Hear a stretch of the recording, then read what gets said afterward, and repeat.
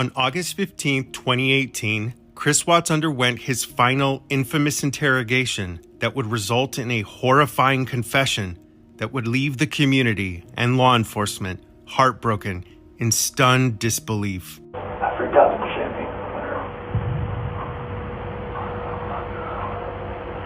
But at that same moment in time, just a few miles away, the FBI was meeting with his mistress, Nicole Kessinger, and from the moment their interview began, she appeared to conduct a concerted effort to mislead, misdirect, and outright lie at virtually every step of her involvement. In today's video, I will show you the additional evidence that I have compiled using only law enforcement's discovery records to demonstrate how Nicole Kessinger continued to deceive law enforcement throughout the remaining interviews they conducted.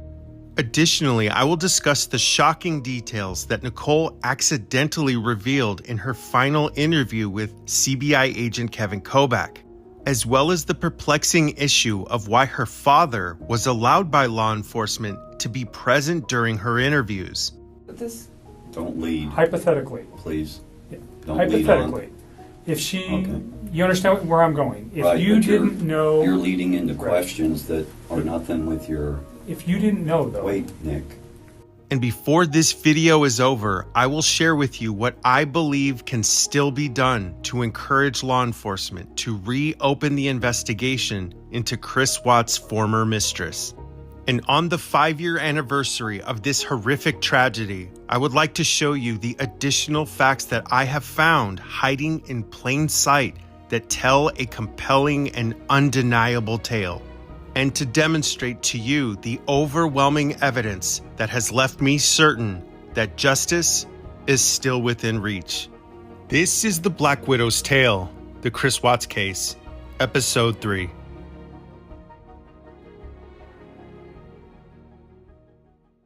When we last met, we had made our way through Nicole Kessinger's first interview with law enforcement that was conducted on the evening of August 15, 2018. But after the news broke of Chris's confession throughout the inner workings of law enforcement's leadership, it became evident that they would need to interview Nicole again, and without delay.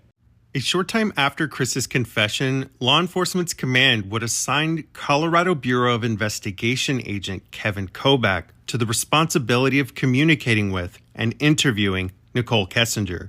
Agent Kobach would reach out to their now protected witness and set the first of several interviews that would commence on the afternoon of August 16, 2018. And from the very beginning of this interview, it was obvious to me that Nicole Kessinger's primary objective was to protect herself, while simultaneously dissuading law enforcement from obtaining the objective truth, no matter what the cost or what she had to do to accomplish it. Due to the nature and history of this case, I want to remind everyone of a few important but short disclaimers before we begin. Number 1, victim blaming will not be tolerated on this channel, period. No victim or their families deserves to be denigrated, maligned, or disparaged, regardless of the reason. This is a core value of this channel and is not something that I will debate, now or ever. Number 2, the aim of this series is to provide each of you the evidence as shown by law enforcement's discovery records and the interviews they release to the public. I do not platform unfounded conspiracy theories on this channel. My opinions are my own and are only based upon the available evidence. And as always, after providing my own personal insights, I will always encourage everyone to arrive at your own conclusions. And 3, every case that I discuss involves real people with families who have been devastated by these crimes. Therefore, no form of harassment, negative commentary, or brigading of any person involved in this case will be tolerated on this channel. Justice, the truth, and advocacy for the victims is our guiding light, and it always will be. Nicole Kessinger arrived for her second interview with agents Kevin Kobach and Tim Martinez on the afternoon of August the 16th, 2018, just 3 days after the tragic events of this horrific crime. The interview would be predominantly led by Agent Kobach and was conducted at the Thornton Police Department with Nicole's father, Dwayne Kessinger, attentively at her side. And just like the day prior with the FBI, Nicole would waste no time in making her first of a series of complete fabrications within the first 3 minutes of this interview. I think I met him sometime in June, probably early June. It might have been May. It was just talking at work. It was pretty casual. And he didn't have a wedding ring on his finger. And every time I talked to him, he didn't tell me that he was in a relationship. He didn't even mention his kids right away either. Okay, so to recap, Nicole just said that she didn't know that Chris was married or that he had kids. And exactly 1 minute later, she says this. And then he told me that those two were in the process of a separation. Did he mention the children's name or his significant other's name?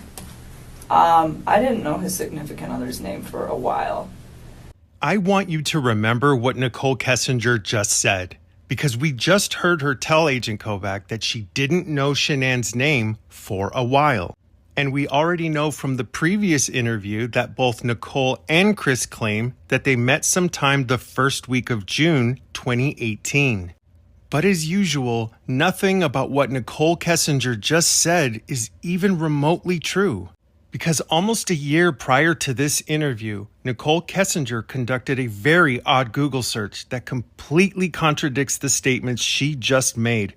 Because on August 3rd, 2017, she searched for Chris Watts, a man that Nicole claims that she didn't even meet until nearly 10 months later.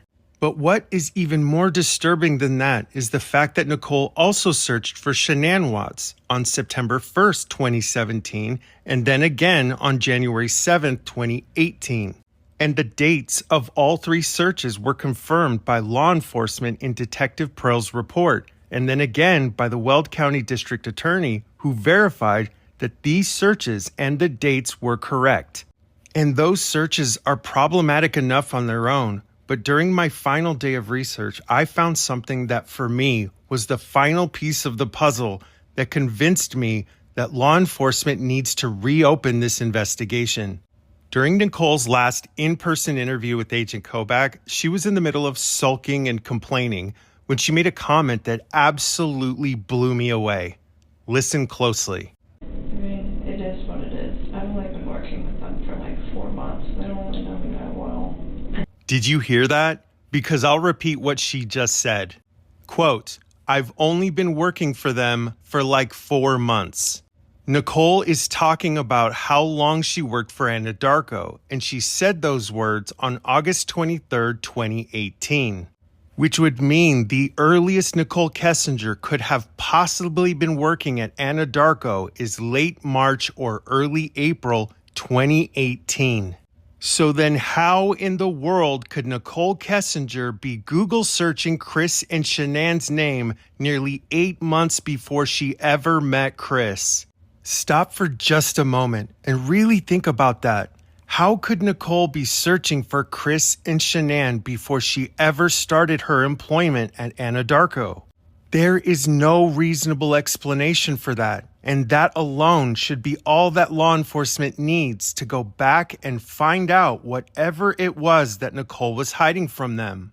But you might be surprised to learn that when the Weld County District Attorney Michael Rourke was asked about this very issue, specifically if law enforcement investigated how Nicole could be Google searching Chris and Shanann in 2017, he said this.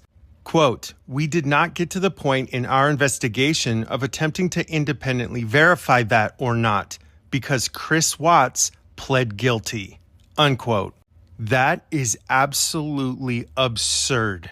Law enforcement's own discovery report, issued and verified by Detective Michael Prill, definitively demonstrated that Nicole Kessinger searched for two people that she claims that she didn't even know 8 entire months before she ever worked at Anadarko. And people have the audacity to say that this is a witch hunt? Because there are vital reasons why my choice to outline her deceptions are so incredibly important to this case. And simply put, that's because every single time anyone lies to law enforcement, Statutorily speaking, that is a crime. You are not allowed to lie to law enforcement for any reason, but even more so when you are the primary witness in their homicide investigation, especially when you will be expected to testify in court concerning the statements you've made. But easily one of the most common rebuttals I routinely hear about Nicole's lies is that maybe she was nervous or embarrassed, or maybe she just misspoke. And here's my response to that. Her intent or reasoning for misleading or overtly lying to law enforcement is less than meaningless. Because even if evidence existed that could prove that Nicole was telling all of these lies simply because of embarrassment or innocent self-preservation, that is still not an excuse for breaking the law. Let me ask you a question. When was the last time you were pulled over for speeding, going 50 miles over the speed limit in a school zone, and the officer just let you drive away because you told them that you didn't intend to speed? Do you see how absurd that sounds now? Because the fact of the matter is, regardless of Nicole's intent, it does not give her the right to break the law by lying to law enforcement, while at the same time watching law enforcement completely disregard it and then expect the public to simply be okay with that. But do you know what I've noticed and find incredibly revealing about Nicole's deceptions? Her refusal to be honest on so many different occasions tells me that she was far more concerned with preventing law enforcement from finding out whatever it was that she was hiding than the possibility of facing charges for obstruction of justice, destruction of evidence, or even lying to the police. But unfortunately for Nicole, this isn't even close to the only problem with what she said, because on August 30th, 2018, law enforcement spoke with Chris Watts' friend and coworker, Anthony Brown. Field Agent Greg Zentner would interview Anthony Brown to gain a better understanding of his work relationship with Chris. Throughout the conversation, Brown was able to remember with surprising detail and accuracy his prior conversations and interactions with Chris Watts. Brown explained that over the prior 6 months, they had become fairly close work friends, and Chris had shared a considerable amount of information about his personal life. He recalled specific details about Bella and Cece, their health complications, Shanann's work with Thrive, and even recalled a conversation that they had 2 months prior about Chris's clear disinterest in his wife's pregnancy. But it was at the end of their conversation that Zentner would learn of something that no one had expected to find. Anthony Brown recalled that Chris Watts was dating a girl named Nikki, who was their coworker at Anadarko, and Brown's revelation came before Nicole Kessinger's involvement in the case had ever been made public.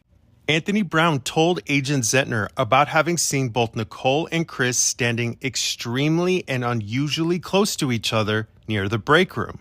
But what was so shocking about his statement was the fact that he recalled seeing this intimate interaction between Chris Watts and Nicole Kessinger sometime in March of 2018. 3 entire months before Nicole claimed that she ever met or spoke with Chris Watts. And the problems with Nicole's statements only broaden when you consider the indisputable fact that when she conducted those Google searches for Shanann in September of 2017 and January of 2018, she would have found her very public Facebook account, which did not require an active Facebook account to view. And throughout the entirety of Shanann's Facebook page, she would have seen detailed evidence of her and Chris's marriage, as well as their 2 beautiful children. But this was just the beginning, and Nicole's inability to tell the truth was only going to get much worse. Did you guys spend most of the time at your place? Always. Okay, always at your place. I told Mark yesterday, he asked me if I went over there, and I told him about one time that I went over to that house. I've been to that house twice, but it was very, very brief, and it was not like an extended stay. I did not feel comfortable there, or I just didn't want to be there. Now, this is an issue that we covered in the last episode, specifically how Nicole told FBI agent Mark Lair that she had only ever been to Chris's house once. But then the following day, when Agent Kobach told her that they need her cell phone records, she now magically remembers that she went there twice. But what if I told you that wasn't true either, and I can prove it? During Nicole's 4th interview with law enforcement, she again speaks to Agent Kobach telephonically on the 21st of August. The conversation was initiated by Nicole when she texted Agent Kobach to tell him that she had some new information that she wanted to relay. And towards the beginning of their conversation, Agent Kobach will again ask Nicole a very familiar question. Okay. And those are, if I remember right, you only had been there 2 times, right? Yeah, like I didn't want to go back. After that second time that I was there, it was like, I don't want to be at this house. Like, if you want to hang out, come to my house. So the 14th was the last time I was there. Okay. Now, I think we can all agree that Nicole is very plainly telling Agent Kobach that she only ever went to Chris Watt's home twice. In fact, just a few weeks later, on September 4th, 2018, she will again tell law enforcement in her own handwritten account that she was only ever at his house twice. But as usual, Nicole Kessinger lies with such regularity and frequency that she is unable to remember where her lies begin and end. Because just 25 minutes after what we just heard her say, she begins to tell Agent Kobach about her various public outings with Chris. Specifically, their trip on July 21st to Bandimere Speedway. And in the middle of their lighthearted and inappropriately playful discussion about this heinous family annihilator, Nicole accidentally drops a bomb right into the lap of Agent Kobach. Listen closely. You ate lunch there? Yeah, we did. Okay. Tacos. Okay. This is a really good bar, by the way. Yeah, so we did that, and then we went to Bandimere, and then I don't know what we did after Bandimere. I think we just went to his house. I'm almost positive. I think we just went to his house. I'm almost positive. Just so we are crystal clear, this would mean that Nicole had been to Chris's house on 3 different occasions, because this time would have been on the 21st of July, when she previously claimed that she only went there on the 4th and the 14th of July. Now, I'll be completely honest, after having spent over a month listening to Nicole Kessinger's overuse of the word like, and then coupled with these horrifying voicemails. Hi. It's me. I miss your face. I was just calling to say hi. Call me back. Bye. Hi. It's me. You guys just call me back when you have a chance. Bye. I'll admit it, I might be losing my mind, because maybe I'm crazy, but I'm almost positive that the 21st of July is not the 4th or the 14th of July. So then after hearing her stunning, clearly accidental confession, my next logical question was, well, what did Agent Kobach say to Nicole after she just admitted to having gone to Chris's house a 3rd time? I mean, certainly he would want to ask questions about this new and fundamental change to her entire narrative, right? Well, listen for yourself. I don't know what we did after Bandimere. I think we just went to his house. I'm almost positive. I don't think we did anything after that, because it was pretty late. Okay. And then on the weekend of July 28th... Nothing. He says nothing at all. Once again, Nicole Kessinger alters a core element of her prior statements, something she's already done previously with the FBI, and instead of even asking a follow-up question, he just lets her keep talking. And the most disturbing part of that recording is how clear it is that he wasn't even paying attention to any part of her contradictory statements. And we know this because the revelation that Nicole went to Chris's house a 3rd time never makes it into his report. But in this first interview that Agent Kobach had with Nicole Kessinger, we are about to watch the entirety of this interaction go from a simple interview to what is, for me, a complete mockery of the justice system.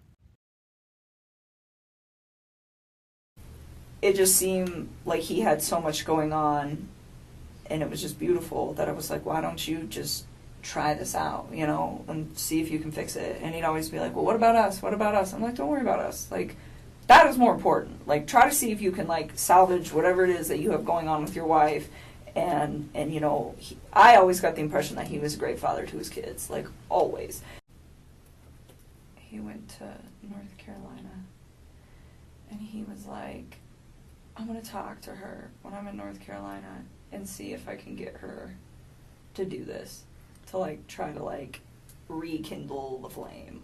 Okay, so try to salvage his relationship as you've been asking him Yes, to do. and then if he When did he decided, go to North Carolina? Nicole is explaining to Agent Kovac that at the end of July, she implored Chris to try and fix things with Shanann and rekindle the flame of their marriage. It seems obvious to me that what she was trying to do is establish herself as this neutral third party who was altruistically trying to salvage Chris and Shanann's marriage. And by virtue of Nicole's self-sacrificial actions, it leaves the implication that she couldn't possibly have influenced or encouraged Chris to commit these crimes. And she furthers this claim by saying this. I was just like, why? Fix this. Find a way to fix this. Make it work, you know? And I was like trying to push him to do it, and he seemed pretty reluctant to do it. He didn't want to. And, I don't know, we were still seeing each other fairly frequently, but I kind of like backed away so we weren't hanging out quite as much, and we were still close, but it was just like I really wanted him to try. Like I wanted to know that he tried and it didn't work, and then he moved on. Not that, you know, they both kind of tried and then he got himself into a situation with somebody else. And I don't know, I just thought he had a beautiful life going on and he could have made it work. That was the way I looked at it from the outside. So, Now, if this was my first time ever hearing Nicole make this statement and I knew nothing else about this case or Nicole, I'll be honest, this sounds kind of believable. On the surface, it comes across like someone who realized that she was potentially breaking up a happy family and wanted to try and encourage Chris to do the right thing. But once again, Nicole Kessinger's words and the truth are two entirely different things. Because from the moment Chris left Colorado to join his family in North Carolina at the tail end of July, Nicole would begin an onslaught campaign of sending nude images to Chris repeatedly and on a virtual daily basis. In fact, she continued to text and to call Chris daily, regardless of whether or not he was with his family, including an incident that happened when she tried to call him and he didn't answer. So she angrily responded by saying, "Why can't you call me? Are you with her?" Does sending nude images, calling and texting on a daily basis sound like the actions of someone who is trying to encourage Chris to work out his marriage with Shanann?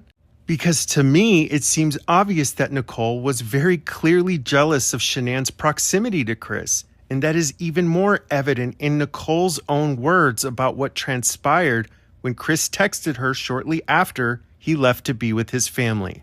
I remember when he was in North Carolina and he was like trying to patch things up with his wife and he told me he loved me and I was like, don't say that to me. Like, please go try to fit. And I mean, and that might even be in the text too, where it's like, don't say those words to me and then go try to make peace with your wife and lay in bed with another woman. Like, do you know how we know that Nicole's whole narrative about encouraging Chris to fix his marriage is a lie?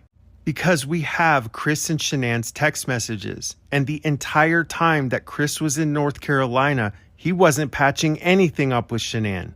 On the contrary, he did the exact opposite of that, telling her that he didn't want to have another child. And we can see through Shanann's text messages to her closest friends how devastated she was by Chris's actions and his behavior towards her and their children. We have no evidence whatsoever that Chris ever told Nicole anything about repairing his marriage with Shanann. But we do have evidence that Chris and Nicole were talking the entire time that she was supposedly encouraging him to fix his marriage. But let's just imagine that Nicole did text Chris telling him to fix his relationship with Shanann. Then why is she sending him lewd images of herself multiple times a day, calling and texting him the entire time? Those two things cannot exist in the same space at the same time. It's called a contradiction, which only leaves the obvious conclusion that Nicole Kessinger is very clearly lying to law enforcement again. But if you look at what she said from the vantage point of the envious mistress who is turning green from her own unbridled jealousy, then revisiting this statement makes perfect sense now. Like, I remember when he was in North Carolina and he was like trying to patch things up with his wife and he told me he loved me and I was like, don't say that to me. Like, please go try to fit. And I mean, and that might even be in the text too, where it's like, don't say those words to me and then go try to make peace with your wife and lay in bed with another woman. Like, just don't do that. Because Chris was very clearly trying to maintain his relationship with Nicole while giving Shanann the cold shoulder, breaking her heart in the process. And despite Chris's efforts to keep the peace, Nicole was having none of it, which is why she told him to not say that he loved her, because she was furious that he was there and that Nicole wasn't his primary concern. It's why she continuously sent him pictures that she knew would keep his attention. It's why she kept calling him, because she was unable to accept the fact that she wasn't number one in his life.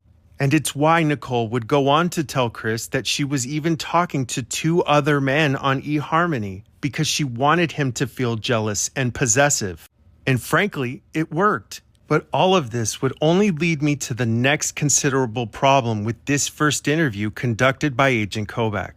In the first 30 minutes of Nicole's interview, Agent Kobach explains that he would like Nicole's permission to obtain her cell phone records. She is very clearly uncomfortable with this request, but this is the moment when we are faced with our first monumentally obvious problem with how this entire interview was structured and the absurdity of what law enforcement was about to allow. I'm with you. We definitely need to accelerate the case because the more it takes, the less sure that they are of situations. This statement by Dwayne Kessinger is one of the most disturbing and outright baffling comments that came from this initial interview. Because where in the world does Nicole's father get the gall to tell law enforcement that they need to accelerate the case? There's no mention or concern from him or Nicole about Shanann and the girls, let alone their family. And he has the audacity to tell law enforcement that they need to hurry this along, and that alone would have caused me to flip the emergency brake on this entire interview. Because over the years, I've sat with people who have outright lied to me or said something that I know will be extremely problematic for them in the future. And had he said that to me, I would have responded and said, you know, I'm sorry, Mr. Kessinger, but you just said that the longer this takes, the less sure they are of situations. Less sure of what situations exactly? Because to me, it sounds like you're concerned that your daughter's story isn't going to stand up to any measure of scrutiny if this case goes to trial, which is something that Nicole herself says here. I don't really know what to do. I feel like if I talk to them, they're either going to try to like find some holes in my story or try to get me to like be Chris's only ally, and I don't really feel like dealing with either one of those. Holes in her story? What holes? Do you know what concerns me, Mr. Kessinger? How many times your daughter has already lied to the FBI, and now in this interview, all in a span of about 90 minutes. And it's evident to me, based on your concern for expediting this case alone, that you probably already know that her statements have the same structural integrity of a wet paper towel. So I'll ask it again. What situations are we going to be less sure of exactly? But here's the unfortunate reality of this entire back and forth with this 30-year-old woman's daddy and these veteran law enforcement officers. And that's the sad truth, that this interaction was only going to get much worse. I know why he lied to me. He lied to me because if I'd have known that he had a child on the way, I'd have never wasted my time with him in the first place. Like, none of this would have even occurred. Like you just said, if I knew his wife was pregnant, I wouldn't be in this picture. So if his wife was not pregnant, and forgive me, but if he takes her out of the picture, you're never going to know that she was pregnant, right? What do you mean takes her out of the picture? Like, if he murdered her, she's out of the picture. You're never going to know if she was pregnant. If he can get away with murder, you're not going to... I got divorced from my wife. You say, do you understand what I'm saying here? If she's gone... But this... Don't lead. Hypothetically. Please. Yeah. Don't Hypothetically. lead on. If she... Okay. You understand where I'm going. If right, you didn't know... You're leading into right. questions that are nothing with your... If you didn't know, though... Wait, Nick. That she was there. Did you hear what I said? I'm following you. I just want her to answer a question that relates to... This is very easily one of the most alarming and problematic issues that came from this entire interview. Nicole Kessinger has just said that if she knew that Shanann was pregnant, that she would have never been involved with Chris in the first place. Now, we have reason to believe that she did know that Shanann was pregnant based on her Google searches alone. But right after she makes this stunning confession, for the first time in this entire interview, Agent Kobach does the right thing. He challenges Nicole because what she just said is quite literally the definition of providing Chris a motive. And the moment that he has Nicole on the ropes and is forcing her to explain herself, her father is not only allowed to completely stop law enforcement's rightful questioning, but he tells them to stop asking leading questions. Why these agents didn't stop the interview and escort him out the door at that moment is not just some procedural misstep, but is completely unacceptable. Law enforcement is legally allowed to lie to you. They are allowed to say whatever they want to say, absent of violating your constitutional rights, in order to protect and preserve their investigation. So Agent Kobach had no reason whatsoever to allow Dwayne Kessinger in that room, especially because he is not an attorney and had no knowledge about this case. And during one of their most important lines of questioning, he completely obstructed them and then railroaded the entire conversation. And because law enforcement is allowed to lie, Agent Kobach could have easily told Nicole that they needed to speak to her in private and made up some reason why her father was not allowed in that room. Speaking from experience, I have witnessed detectives do this very thing on countless occasions, which is why this comment is even more disturbing when you realize how inappropriate it was for Dwayne Kessinger to even be in that room. We want to give you everything, but we also want to be protected in doing so. Is more of the... Sure. Protected from what, Mr. Kessinger? If Nicole is a completely innocent witness that did not influence, encourage, or participate in the crimes that Chris Watts committed, then what could she possibly need to be protected from? Which leads me to my next point. Over the years, many people have asked the question, who was Dwayne Kessinger, and why was he even allowed in the interview in the first place? In fact, many conspiracy theories have formed around this issue, but I have seen Dwayne Kessinger's resume, and there is no evidence that he was a member of law enforcement or a former detective. Over the years, claims have been made that he had a close personal relationship with key members of law enforcement. Unfortunately, absent of definitive evidence of that relationship, it's merely conjecture. But I cannot recall a single time in my entire career where a parent of an adult witness was allowed to come into an interview and then dominate some of the most important questions being asked by law enforcement. And law enforcement allowing that to happen wasn't just inappropriate. It was and is completely unacceptable, and it's why so many of us are still baffled by how this investigation was conducted. And I wish that these were the only issues that I had found, but you might be surprised to learn that I haven't even come close to telling you half of the problems, lies, misdirections, and overt falsehoods that I found in these interviews. And this next one helps to show you just how deceptive Nicole Kessinger was throughout the entirety of her interaction with law enforcement. So during your guys' dating time, did you guys spend most of the time at your place? Always. Okay, always at your place. Okay, so Nicole's just said that they always spent time at her place. And we have already heard her say previously that she went to the Lazy Dog with Chris on the 11th of August. And in her own words, she stated that it was one of the only times that she went out in public with Chris Watts. And did you guys, was there anything else that you did? Was it just dinner? Did you go anyplace else? Visit any other? No, we just went to dinner. That's one of the only times I've actually ever been out public with him. Now, I think we can all agree that these are not ambiguous statements. She's being very emphatic and clear about how she's answering these questions. But listen to what Nicole Kessinger tells Agent Kobach just 5 days later during her fourth interview. So we talked about this prior, and let's just revisit it. You guys never really went out on a date per se, with the exception of this Saturday night on the 11th. usually you guys we went. spent time at your home versus going out, unless I'm mistaken on what you're saying. You are. Okay. So we on most nights would hang out at my house, but we went out a few times. I have dates for everything, and Okay. I can give you that once Yeah. I'm done with this. So Yep, you heard that right. Nicole just did a 180 on her entire story again. But this time, she adds a little gaslighting into Agent Kobach and tells him that he's the one that's mistaken.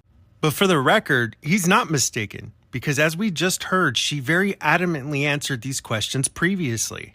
But this is the same conversation where Nicole now remembers in striking detail the 8 different times that she and Chris were out in public together. And for anyone keeping track, that's now the 11th time that she's lied and misled law enforcement. And we are only about 2 hours into her 7 hours of recorded witness statements. But it's what I found in the pages of the discovery that helped me to gain a more clear understanding of the kind of person that Nicole Kessinger truly is, and why it is painfully obvious to me that there is so much more to this story. I'm going with that. I completely understand. And to be honest with you, I mean, there were several discussions that we had about his current relationship and where it had gone and what it had caused. And he talked about his kids from time to time. But the thing is he was never hostile. It was never anything aggressive. Like, even when he spoke of his wife and the fact that they were separating, it was never, like, ill. It was still very kind. It was just like, this is not working. After spending over a month of studying Nicole's interviews, I've learned that any time she begins a statement with, "To be honest with you," she's about to lie. As we just heard, it seems obvious that Nicole is trying to paint a positive image of Chris and Shanann's marriage. She's telling Agent Kobach that Chris never spoke poorly of Shanann, that he wasn't hostile or aggressive. And in the day prior, during her interview with the FBI, Nicole made an even more declarative statement to Agent Mark Lehrer. If she ever came up in conversation, he was very, civil about her. Like, he never had anything, negative or derogatory to say about her. He just told me, we're separating, this is why, and that was about it. He never had anything negative or derogatory to say about Shanann.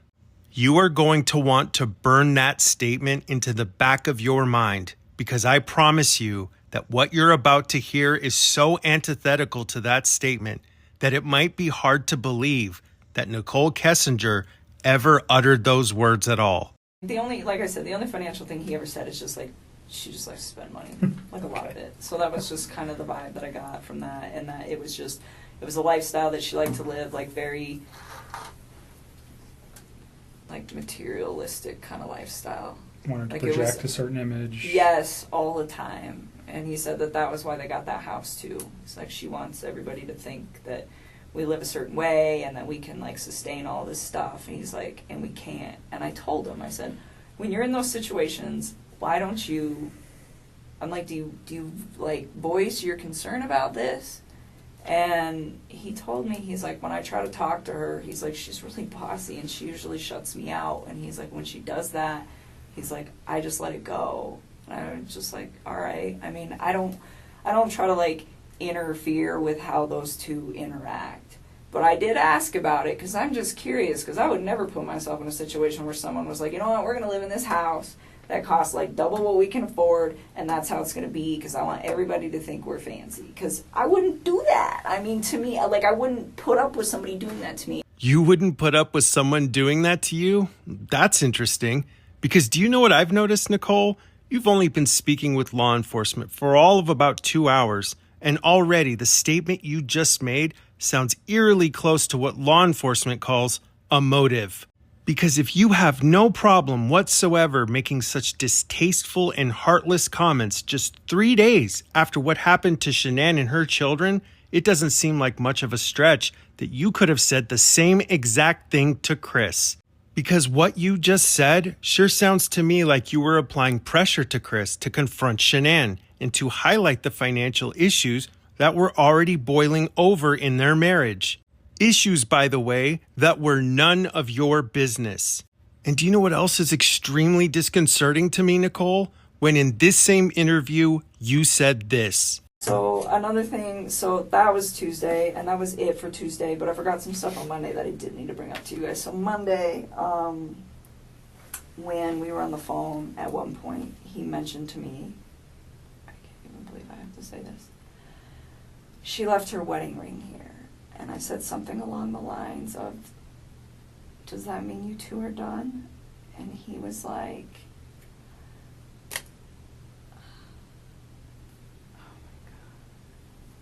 he said, how much do you think it's worth? And I was like, remember hearing him say that and being like, what the fuck? And I remember thinking to myself, like, I don't even know how to respond to this. And so I was like, I don't know, pawn it, man. I have to hand it to you, Nicole. Your ability to gaslight and to deflect suspicion should be taught as a masterclass in supervillain school. Because nothing about what you just said makes any sense whatsoever. Because just 1 minute ago, you said this. But I mean, I was like kind of scared. What I was really scared for was scared for his family's well-being, because it's like, I don't know where these people are at this point, and it's scary. I mean, it's scary that she's gone, but it's even more scary to me that these little girls are gone. Like, that was the part that really freaked me out. Like, if it was just her, I'd be like, well, maybe she took off with somebody, maybe she didn't. I mean, I don't know, because she's a grown woman and she can make those choices. That doesn't make any sense whatsoever, Nicole. You just said that you were scared, fearful, panicked, and deeply worried concerning the whereabouts of Shanann and the girls. And this was on Monday, the day that they were initially reported missing. And on that same day, while you were worried and terrified and telling Chris to calm you down, you tell him to pawn his wife's wedding ring?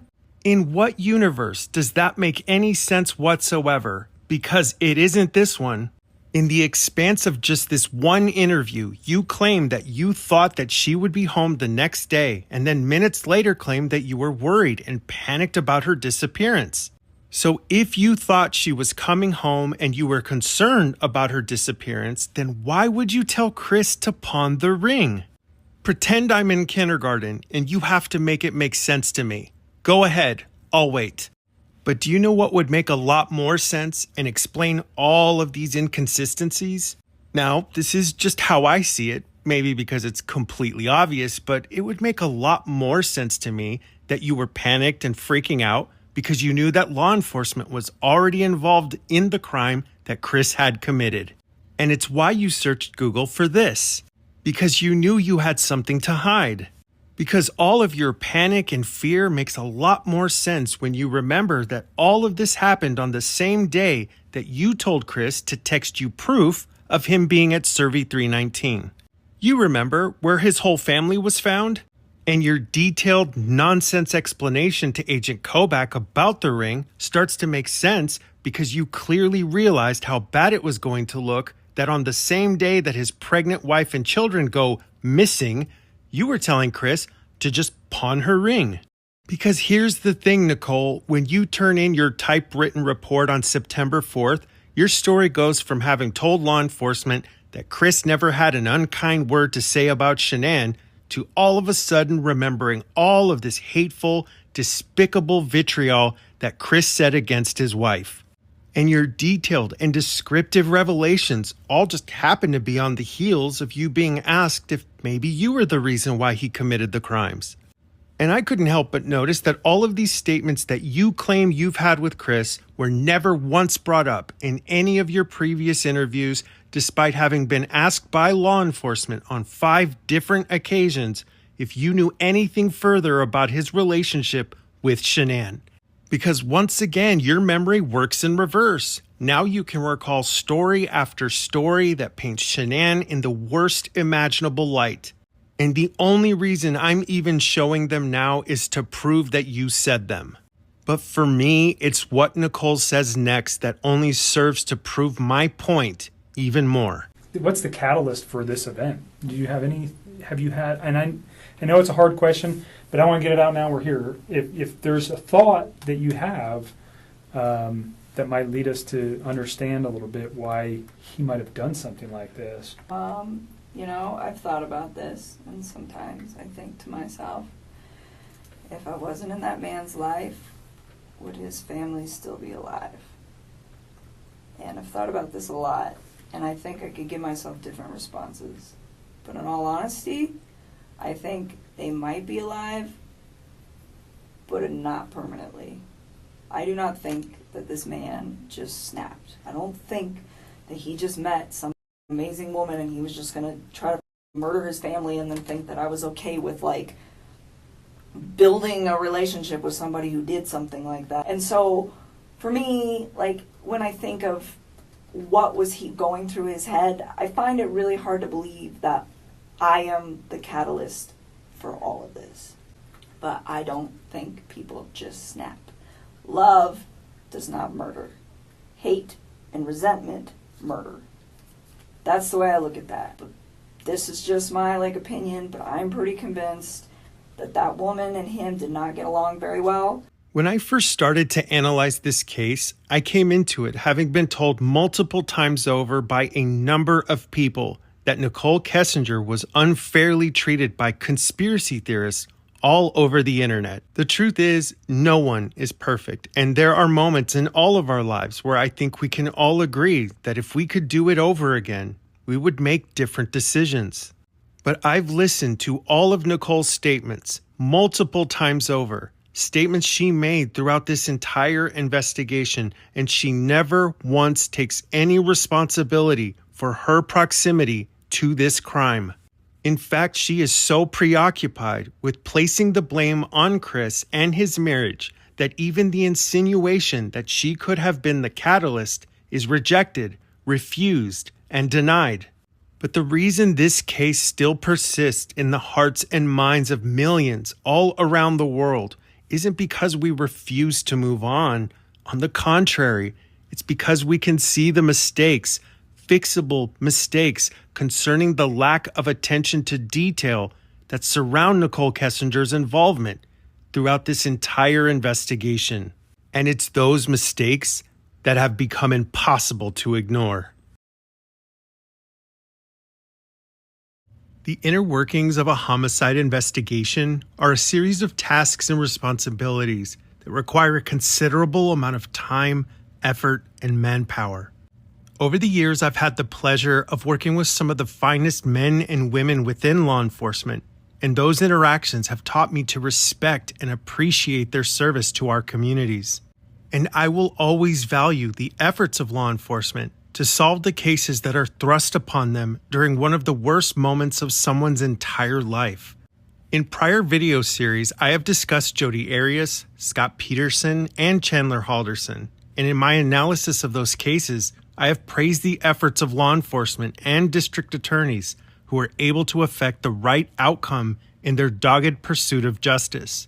But the men and women of law enforcement are ultimately accountable to the people that they serve, to each of us, because ultimately it is our votes and our tax money that empowers them to do their jobs. And above all else, their job is to ensure that justice is served. However, law enforcement's pursuit of justice does not begin and end with maintaining a high conviction rate. And I know that I'm not alone when I say that justice is incomplete if someone involved in a crime has successfully evaded being held accountable for their actions. And I believe that in the matter of Nicole Kessinger, key members of law enforcement failed in their duty to thoroughly investigate the clear signs that she misled and lied to them throughout the entirety of their investigation.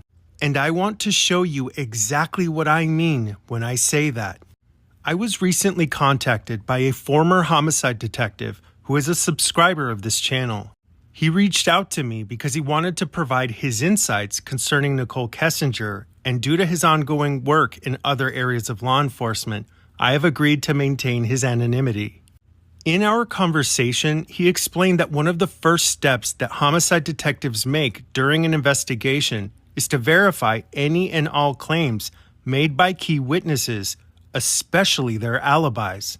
He went on to explain that a key witness on the caliber of Nicole Kessinger would have had her alibi confirmed with or without her permission or even her involvement, which is why this interaction between Nicole and Agent Kobach is so incredibly disturbing. Or getting home. Did you give Mark Jim's information? No, I would really not like to involve him in this. Okay. He does not know about this. He doesn't know any of this is occurring. Okay. I was So literally he knows certainly through the media that something's occurred. Yeah, he's with Chris. out of town. He's probably has Okay. no idea. He doesn't know Okay. who Chris is. He's not. I do not know. So he's just a friend of yours yes. He does that not was need to be coming dragged to your into this. apartment and doesn't know anything about Chris. Does he know anything about No. Chris? Okay. What I'm talking about is your movement. Oh. By GPS or by cell phone tower to show where you were. Obviously, and I don't want to cause you concern, we want to know where you were that day too. Agent Kobach has just told Nicole that he needs to verify her whereabouts on August the 13th due to her proximity and intimate relationship with Chris Watts. She explains that on that day, she got off work around 3 p.m. and went straight home and was then greeted by her close friend Jim. Logically, Agent Kobach tells her that he would like to verify her alibi with Jim directly. But despite Nicole's initial refusal, Agent Kobach again explains his need to verify her alibi, and Nicole's response is to simply implode. I'm a pretty boring person. Well, I it don't sounds go like too you many just went to places. work that day and then you came home and you were there at 3:45. Yeah, on give or Monday. take 5 Yeah, minutes. whatever. But yeah, so 3:45. I meet Jim there. Yeah, I was And totally so right. Jim is understand from an investigative point, he could be a person who could say, yeah, I was there at 3:45. He doesn't know Chris. He doesn't know anything. He could say with one phone call, yeah, she came in at 3:45, done. Totally. Do you know what I'm saying? And I don't have to ask anything more than, hi, Chris, my name's Kevin, or Jim. And I'm not saying you have to give it to you. Just leave Jim But alone. if Jim does at not need some to be wrapped point- up in this. One of the more important things I have learned from my interactions with law enforcement over the years is a phrase that I would routinely hear them say: trust but verify. I have learned that maintaining a positive and respectful interaction with a witness is important, but that importance is drastically overshadowed by the need for verifiable truth. That the need for justice outweighs the importance of potentially offending or upsetting a witness that has not been ruled out as a suspect in that crime. But in this interview, no matter how many times Agent Kobach initially appeared to make the right call, he would almost always follow it up with the wrong one. And I don't want to cause you concern. We want to know where you were that day too. You're dating a man who did some egregious stuff, and we want to show that you were never near him that day. Period. Agent Kobach has just met Nicole Kessinger for the first time. It has only been 3 days since this crime. And at this moment in time, he has no evidence that can definitively rule out Nicole's involvement. And if he had read the FBI's report from the day before, then he would already have been aware of the fact that Nicole has already lied to him more than half a dozen times within the first 90 minutes of this interview. Why would he want to show that Nicole wasn't near Chris if he had no evidence that could prove that she wasn't involved? Because now he has specifically told her exactly what he wants, and she categorically refuses to give it to him. But what I simply cannot understand is why he relents, because once again, we have no evidence that law enforcement ever contacted or spoke with Nicole's elusive friend, Jim. But as I went through law enforcement's discovery, I began to notice a pattern that gave way to the possible legal ramifications of Nicole Kessinger's behavior during these interviews. And at the very least, these legal issues are important to understand because of the impact they can still have present day. One of the primary arguments that I repeatedly hear regarding Nicole Kessinger is that none of the information that we have discussed is indisputable evidence of her involvement in this crime. But what's so amusing to me about that claim is how effective it is at proving my point. Because if there was this much compelling evidence that Nicole Kessinger lied to law enforcement, then they had no excuse in failing to fully investigate her possible involvement. The lack of evidence is not proof of innocence, but in this case, it is proof of incompetence. Because the claim that she was cleared by law enforcement is completely contradicted by law enforcement's own records. Records that, as you can plainly see, say that they are missing vital information just 7 days before their investigation was closed. And to this very day, we see no evidence that law enforcement received or requested any new information during that period of time. Over the years, many people have focused on trying to obtain clear and undeniable proof that demonstrates Nicole's participation in Chris's crimes.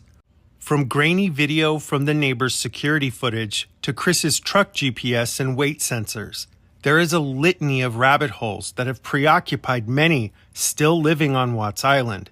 Unfortunately, law enforcement has completely and totally ignored all of it. But absent of a literal smoking gun, I have focused my attention onto something that I believe is more tangible and far easier to achieve. Something that most people, including law enforcement, have completely overlooked. The legal definition of obstruction of justice is when a person intentionally obstructs, impairs, or hinders the performance of a governmental function by a public servant. Obstruction of justice also includes interference in an investigation, falsifying, hiding, or destroying evidence, and lying while participating in that investigation, lying to law enforcement during questioning, or giving a false statement. So as we can plainly see, destroying evidence, obstructing or hampering an investigation while giving false statements according to Colorado law is a crime. So with that in mind, let's revisit this moment in the Chris Watts investigation.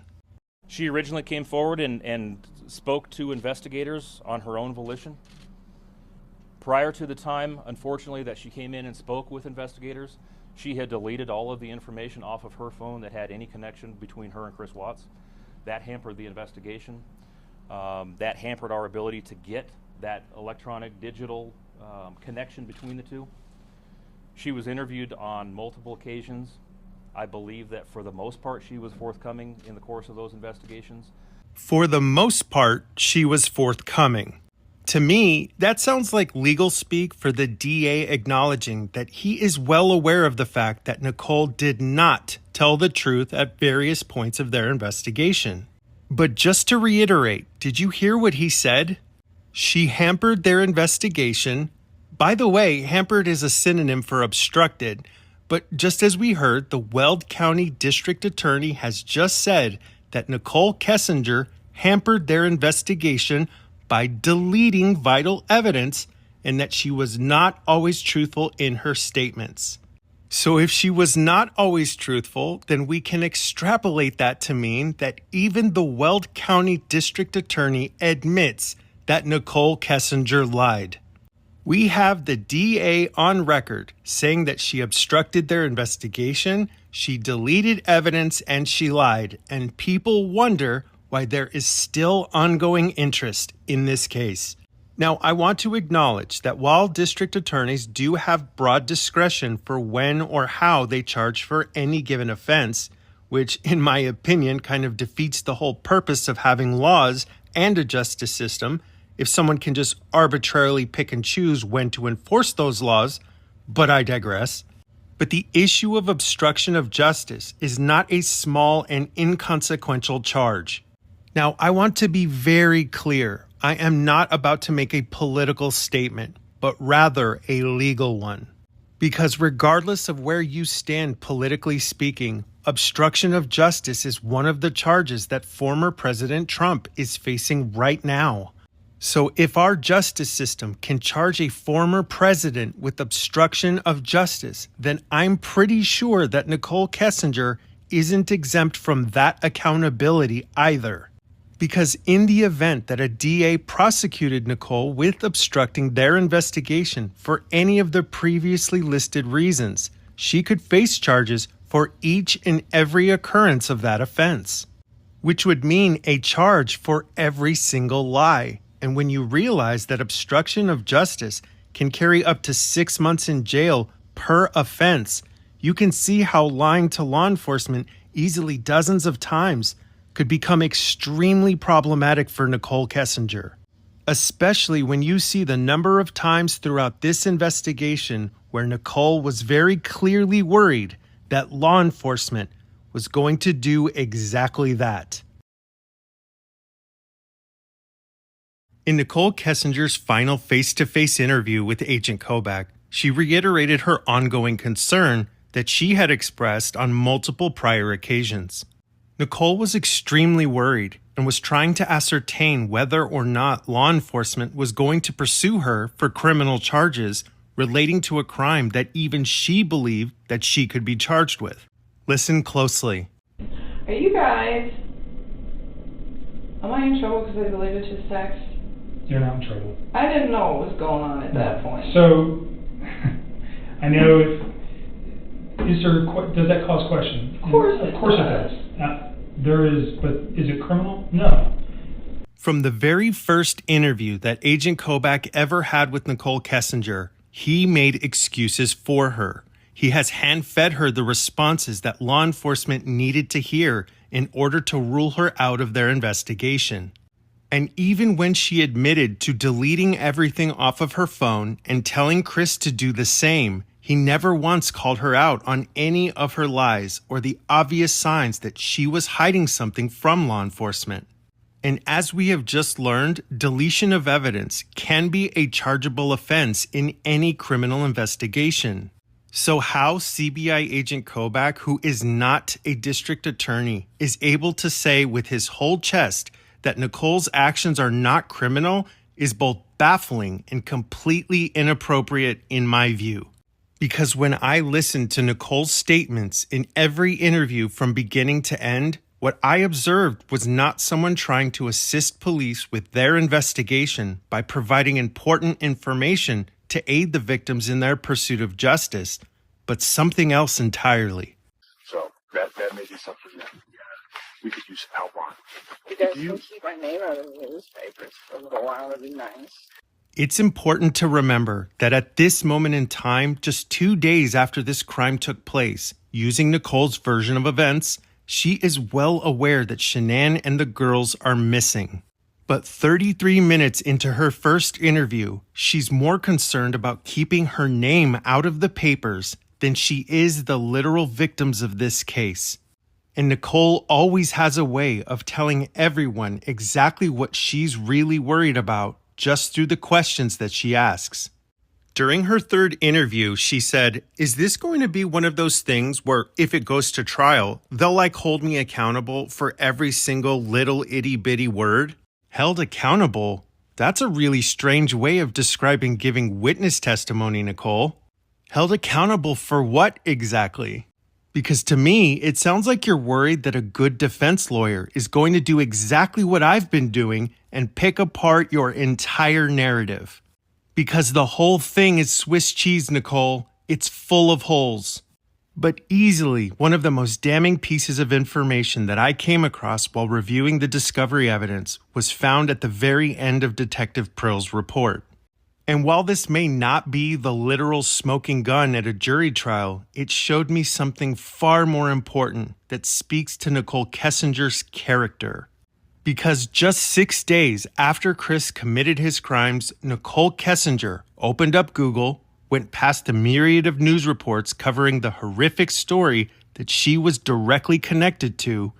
She then clicked on the search bar and began typing, and when she pressed enter, Google returned a search result for exactly how much money Amber Frey made on her book deal, including Amber Frey's net worth and whether or not people hated Amber Frey.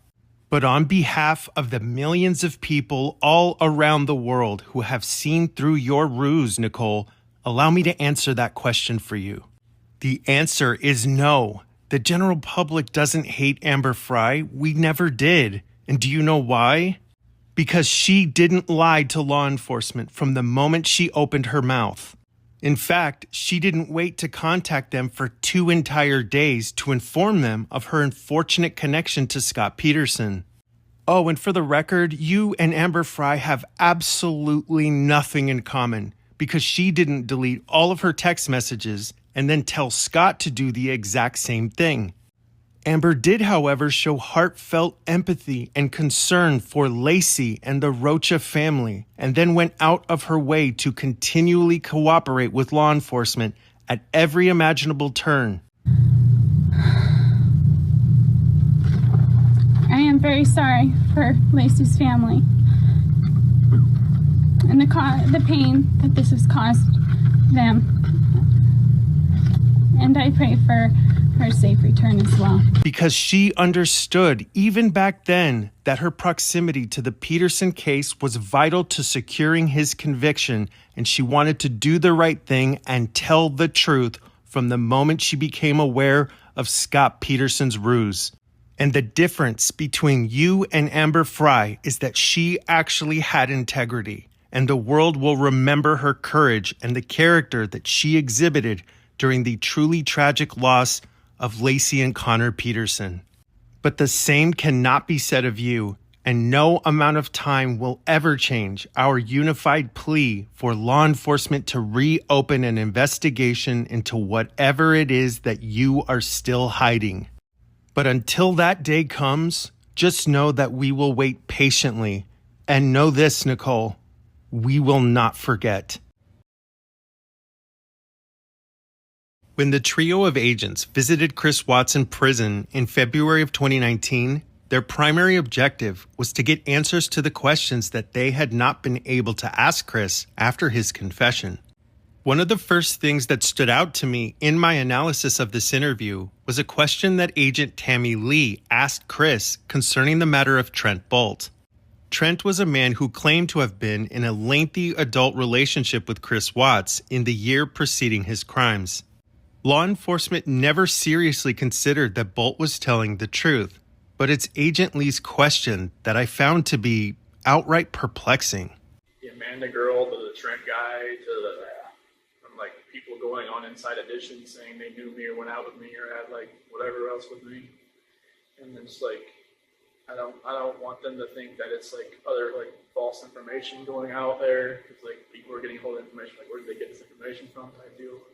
Would you like to see those people charged? But you would not want to be listed as a victim in that case, as far as him being charged with like false reporting. By the time this conversation happens, it has been almost 6 months since law enforcement initially met with Trent Bolt. And in their interview with him, they were so convinced that he was lying that they were even willing to charge him for having submitted a false report. In fact, during their conversation with Bolt, they made it very clear that his inconsistencies were vast, and they were having none of it. So Trent, can we have kind of a tough conversation? Sure. Some of the stuff you're talking about is pretty hard to believe. And we're getting to the point where we're wondering if you're wasting our time. You told us that you watched the video over and over. Okay, so we know that you're aware of everything that's out there, and all you've talked about are things that anyone else knows. You haven't brought forth any information. You're having sex with a guy in his car, and you don't know anything about him other than what the public knows about him. Okay, you took $60 from him. You're a self-admitted booty call. I don't know what's going on with you, but I don't know why you're here tonight. And now you can't find his phone number. Well, I had cut every... Stop, just stop. You see how that kind of doesn't make sense, Trent? Yeah. So let me back up, because you can tell I'm getting a little bit angry, right? So before I get angry, how about we start over and I'll say this. I just can't figure out why you're doing all of this, why you're lying to us. So let's recap. Law enforcement agents meet with Trent Bolt, listen to his story, notices that he is unable to provide any details that haven't already been released to the public, and they see right through his obvious attempts to lie. Now, I'm going to ask you to indulge me for a moment, because I want to reiterate this one more time for the people in the back.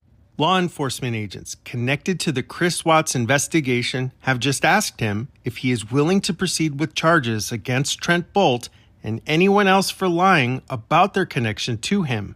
They are quite literally prepared to charge someone with a crime for having lied to law enforcement. And yet, despite the fact that Nicole Kessinger has also lied on a multitude of occasions, far more brazen and obvious lies, I might add, we are told that there is no reason whatsoever to investigate Nicole Kessinger at this time. And it would be one thing if anyone had sat Nicole down at some point of this investigation and confronted her over her inconsistent statements, the same way they did with every other witness. And if there was any evidence that someone in law enforcement had thoroughly vetted Nicole, then maybe people wouldn't still be talking about her 5 years later. But according to law enforcement's own discovery records, that never happened. But I do have an important question. If law enforcement was already certain that Nicole Kessinger wasn't involved in any way and they have supposedly cleared her, then why did they ask Chris this question 3 entire months after this case was already closed? There are quite a few people who would tell us, and who do tell us, you need to look into Nikki Kessinger. All the way from the extreme end of things being, Nikki's the one who ordered the hit. She was there, hiding in the basement. She was there. Yeah. So the extreme is, she's the one who told Chris to do it. She's the real problem. All the way, that's the extreme side, and then all the way to, well, there were these texts where she was infatuated, she was in love, she was saying how good Chris was in the sack, and maybe we should look at her more. In the years following this interview, Chris Watts would communicate with Sherilyn Cadle in connection to her book, Letters from Christopher. In the book, Chris explains how upset he was over this unannounced and surprise interaction with law enforcement. To be clear, I have nothing good to say in defense of Chris Watts, but I am baffled how this entire investigation was conducted. He is already in prison, and these are the people who facilitated putting him there. They don't bother to tell him that they're coming, and Chris even says that he felt ambushed by them, which will only eliminate the possibility of him ever wanting to speak with them again. And then they proceed to ask him questions that they should have asked him on the 15th of August the year prior, when he was still sitting in this seat just after having failed the lie detector test. You know, questions like this. Did she know that Shanann was pregnant with a boy? No. Did she know Shanann was pregnant? No. And why is that? You just didn't tell her? I didn't know. Because we had met. But Shanann put that on Facebook. That's how did she not see that? I don't know. Throughout this entire interview, there are clear signs of Chris Watts repeating the same lies that Nicole told law enforcement months prior. But I do want to say this. Agent Tammy Lee was asking Chris the right questions. In fact, she should have been the person assigned to Nicole Kessinger from day one. Agent Lee should have been responsible for asking all of the questions that Agent Kobach dropped the ball on. And I don't blame Agent Tammy Lee or Agent Graham Coder or Detective Baumhover. They were the only people attempting to get to the truth. I do, however, blame their superiors and Agent Kobach for the clear failures that happened at so many critical moments of this investigation. But there was something that I found incredibly odd about law enforcement's surprise visit with Chris Watts that February. At first, I couldn't put my finger on it, but then I realized what it was. There was someone missing from this interview, and I had to find out why. On September 4th, 2018, Nicole Kessinger arrived at the Frederick Police Department, where she met with Detective Baumhover and Agent Kobach. In the discovery, there is a note of this interaction that on its face seems fairly innocuous. But after years of reading discovery provided by law enforcement throughout my career, I have learned how to interpret their notations and what specifically to look for in piecing together their narrative. Because I couldn't help but notice this statement by Agent Kobach. Quote, "From August 16, 2018, my communication with Kessinger, with the exception of recorded interviews, was completed by text message." Unquote. The reason this note stood out to me is because these are the text messages that he was referring to in his notation between him and Nicole.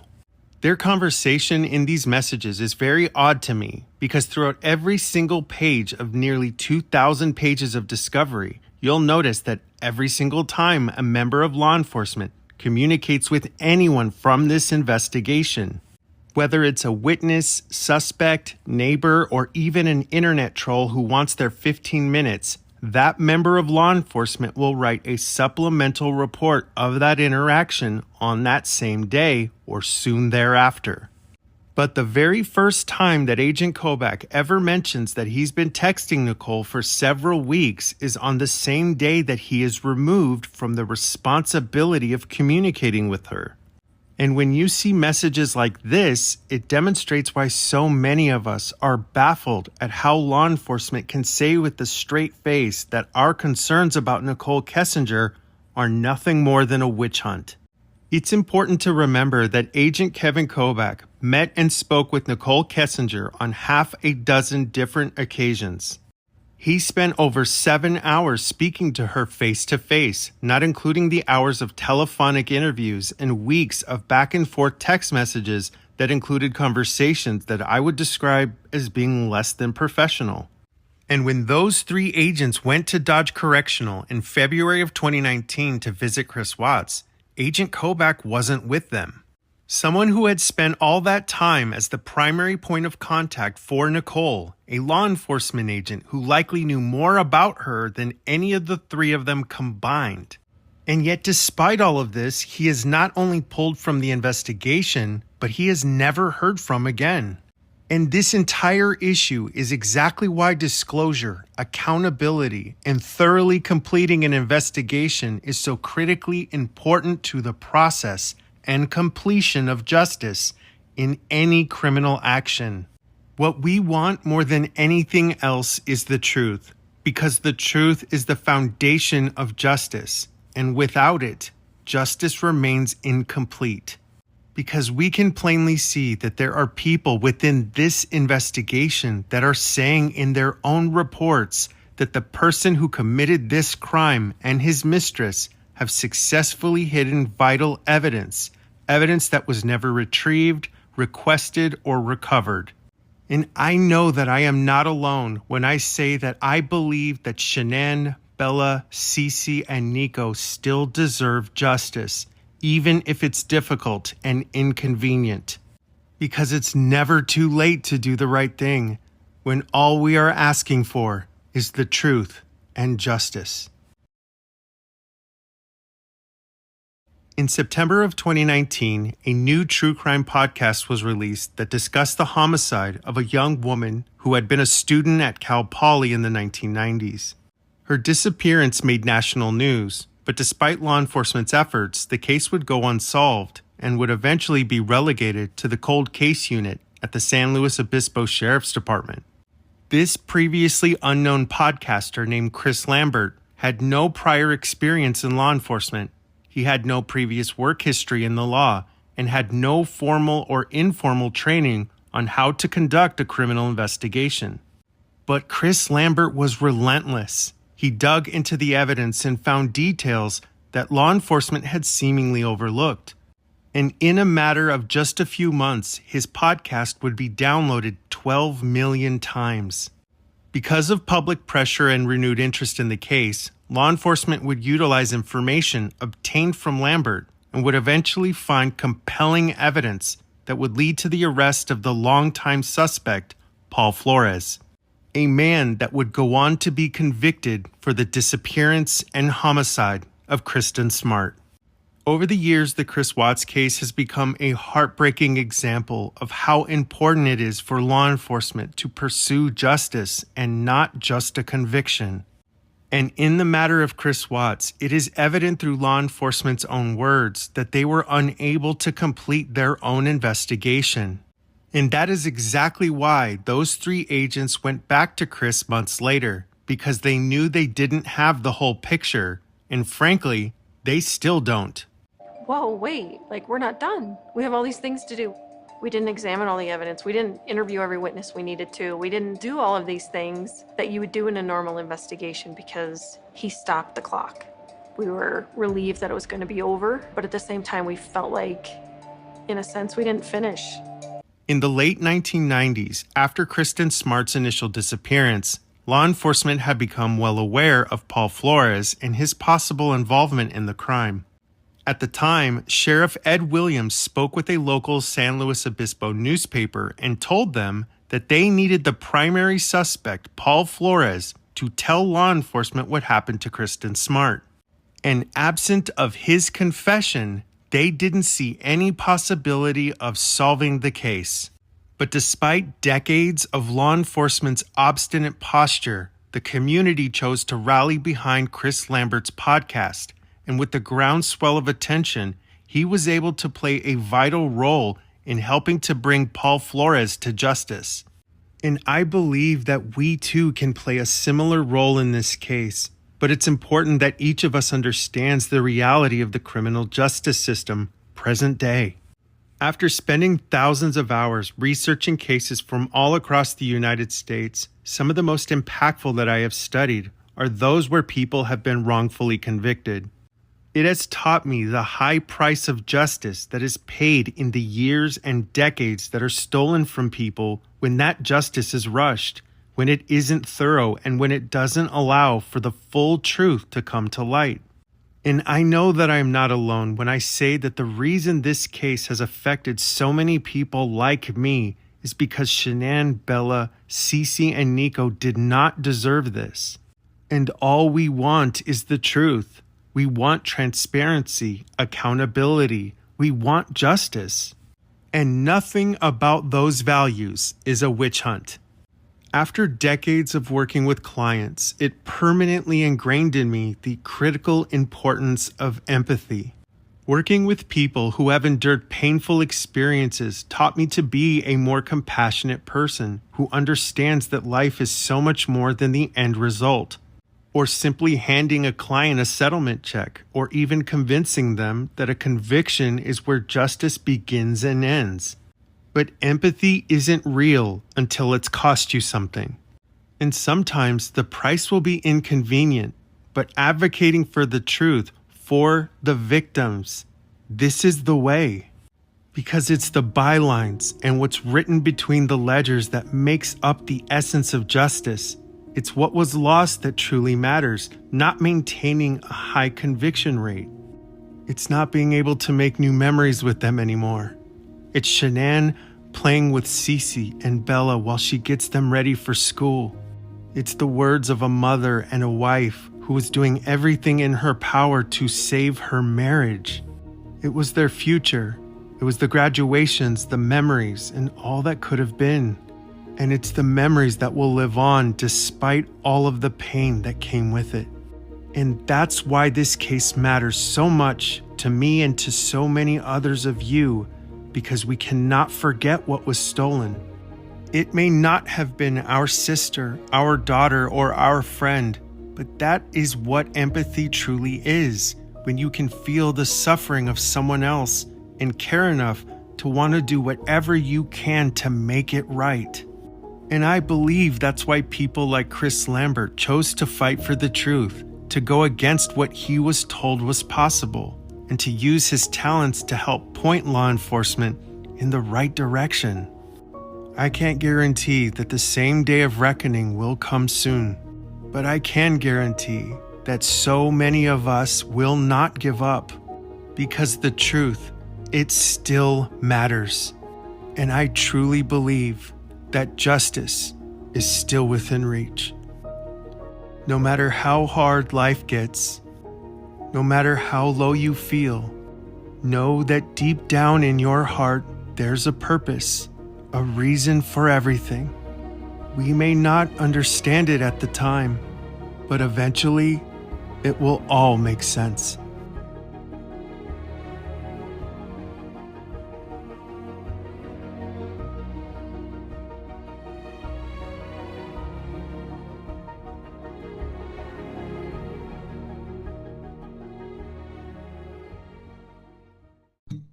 It's hard to believe that it's been 5 years since all of this transpired, but no amount of time will ever change the impact that this case had on so many of our lives, which is why I want to thank you for being here, because I truly believe that while we cannot change the past, we can advocate for justice, both now and in the future.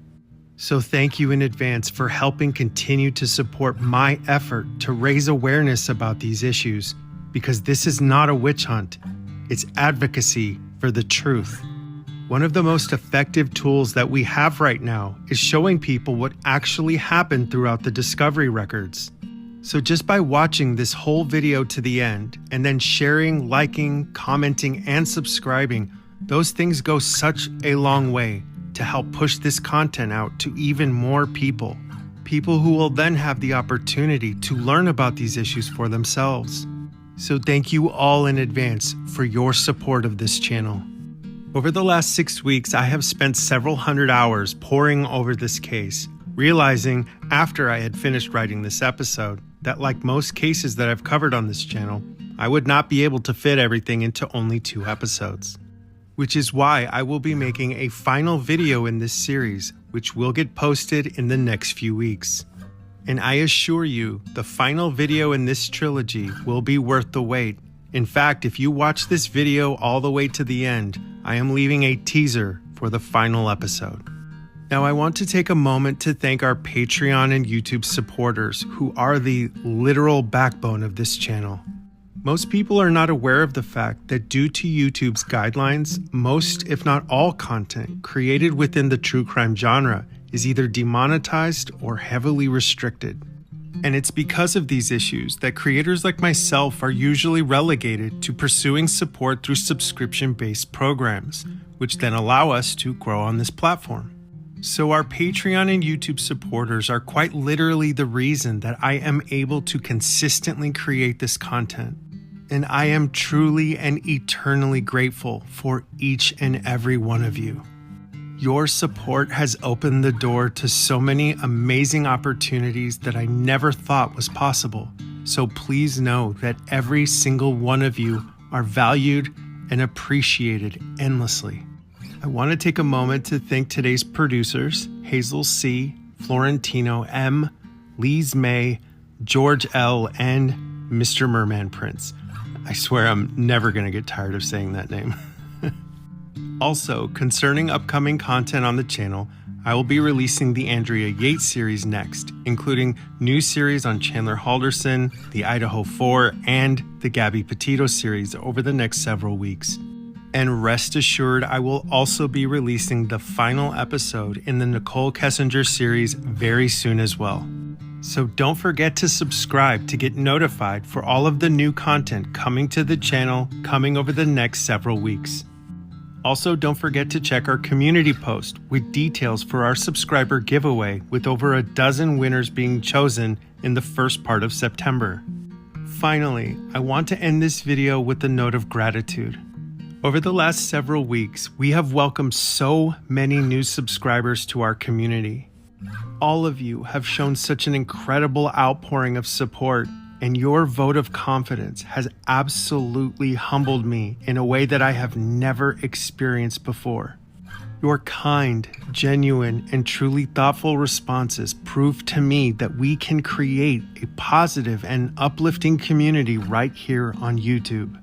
And that's why I am truly looking forward to paying back that kindness in our upcoming subscriber giveaway. So stay tuned, because there is new and exciting content coming to the channel, and I truly cannot wait to share it with each of you. And as always, this has been Behind Criminal Minds. We'll see you next time.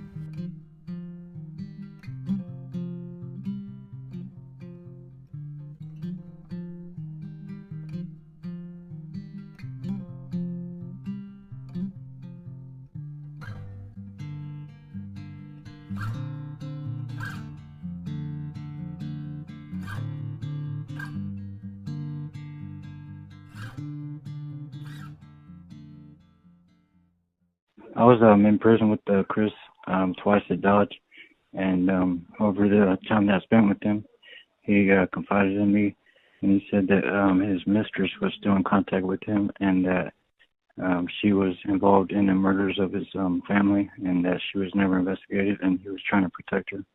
How was she in contact with him? Letters or phone? Letters. Letters? Yeah. They were in constant communication. Okay. You say what her involvement was? But she killed girls and he killed Shanann. Oh, she did all three of them. No, he killed his wife and she killed his daughters because they felt that since CC and Celeste, or Bella and CC was Chris's kids, that he would have a harder time to kill them. So that's why she was the one that killed the little girls and he killed Shanann. How did you say how she killed him? Yeah, she smothered them and he strangled Shanann.